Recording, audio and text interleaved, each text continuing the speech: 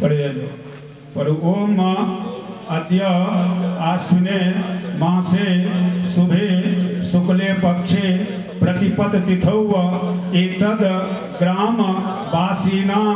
नानानां वर्णानां नानानां गोत्राणां सकल जनानां एतत् पूजोपकारकान् अन्यद् ग्राम वासीनां च उपस्थित शरीरा विरोधेन नवग्रहोप जनित सकलारिष्ट झटिति प्रशमन पूर्वक दीर्घायुष्ट बल पुष्टि नैरुज्य प्राप्ति सर्व पाप प्रशमना अखिला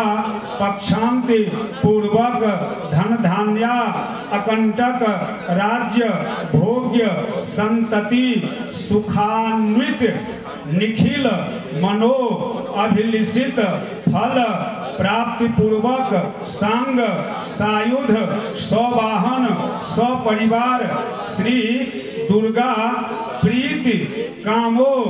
अद्यारभ्य विजयदशमी पर्यंतम वार्षिक शरतकालीन सांग श्री दुर्गा पूजां कर्तुम